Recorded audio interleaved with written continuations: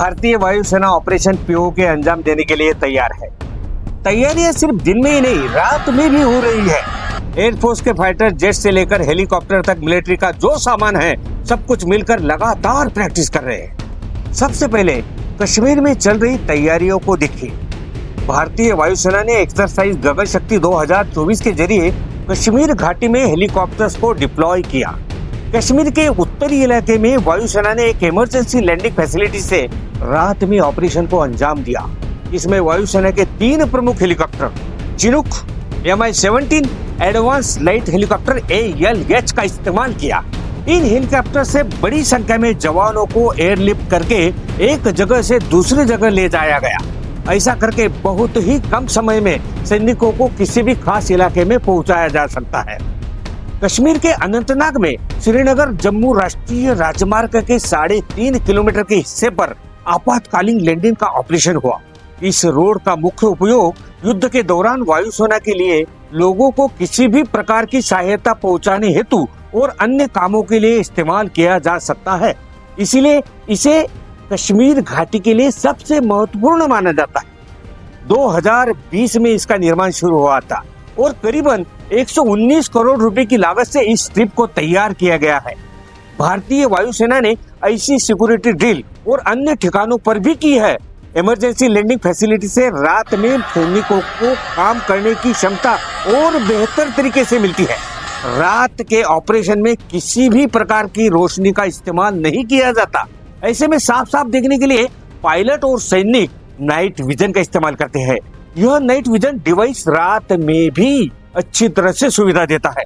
दुश्मन से छुपकर सैनिकों को एक जगह से दूसरी जगह ले जाना काफी आसान हो जाता है। आज की ये सारी तैयारियां भविष्य में वायुसेना के किसी भी ऑपरेशन का हिस्सा हो सकती है। वायुसेना इससे पहले सूडान में फंसे भारतीयों को निकालने के लिए ऑपरेशन कर चुके हैं, लेकिन कोई ऑपरेशन कश्मीर में होते ही पाकिस्तान को पीओके वाला डर सताने लगता है। 24 घंटे पहले पीएम मोदी द्वारा दिए गए बयान पर इस्लामाबाद की टेंशन पहले से 5 गुना ज्यादा बढ़ गई है। जब तक इंडी अलायंस के लोग सत्ता में रहे, इन्होंने हमारे जवानों के हाथ बांध कर रखे। दुश्मन हमला करके चला जाता था, ये जवानों को जवाब देने की इजाजत नहीं देते हैं। आज दुश्मन को भी पता है ये मोदी है, ये नया भारत है। ये नया भारत घर में घुसकर मारता है। क्या नए भारत का अगला मिशन पीओके में शुरू होने वाला है? 2024 में पीओके में कुछ बड़ा होने वाला है। वायुसेना के ऑपरेशन को देखकर सीमा पार चल रही पीओके वाली बेचैनी गलत नहीं है। अब वायुसेना द्वारा रिलीज ये वीडियो दिखे जिसमें भारत के जाबाज जवान हेलीकॉप्टर के नीचे छलांग लगाते हुए नजर आ रहे हैं। छलांग लगाते ही कुछ ही पलों में अपना पैराशूट खोलकर जमीन पर सेफ लैंडिंग भी करते हैं। ऐसे ऑपरेशन में जवान आसानी से अपने साथ भारी मात्रा में हथियार लेकर महज 2 मिनट में आसमान से जमीन तक पहुंच सकते हैं। ऐसा लगता है कि सेना किसी भी प्रकार के ऑपरेशन के लिए तैयार है और इसकी तस्वीरें जारी करके वह संदेश दे रही है। तो क्या ये वीडियो भी ऑपरेशन पीओके का चैप्टर है, जिसकी तैयारी सेना की वही पश्चिमी कमांड कर रही है जिसकी तैनाती पाक सीमा पर है? सीमा पर क्या हो रहा है? सीमा पर स्थिति क्या है? इसका इशारा संरक्षण मंत्री राजनाथ सिंह ने अपने भाषण में अच्छी तरह से दिया है। आपको समाचार पत्रों के माध्यम से जानकारी मिल रही होगी, सीमा पर तैनात हमारे सेना के जवान किस प्रकार का करिश्माई काम कर रहे हैं। हमारे सेना के जवानों ने जो करिश्माई काम किया है, सारे विश्व को यह संदेश चला गया है मेरे बहनों भाइयों कि भारत अब कमजोर भारत नहीं रहा है, बल्कि भारत अब दुनिया का ताकतवर देश बन चुका है।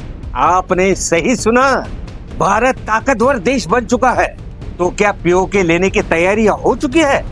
इसके संकेत पीएम मोदी के भाषण से भी मिलते हैं, जहां पर 2024 के चुनाव जीतने के बाद कुछ बड़ा होने के संकेत मिलते हैं। हाँ, दूसरों से उम्मीद खत्म होती है, वहां से मोदी की गारंटी शुरू होती है। भारत की सेना और पीएम मोदी से देश के 140 करोड़ लोग पीओके वापस लेने की उम्मीद लगाए बैठे हैं। अब मानो मिलिट्री की तैयारियां युद्ध स्थल पर चल रही है। अगर कभी भविष्य में संघर्ष के हालात बनते हैं तो यही भारत के विमान मोर्चे पर दुश्मनों को बर्बाद करते नजर आएंगे। अब लग रहा है कि 2024 में भारत ने पीओके वापसी की समय सीमा ठान ली है। धन्यवाद। सैट न्यूज से Gopal Patil, bureau report. Get set Indians.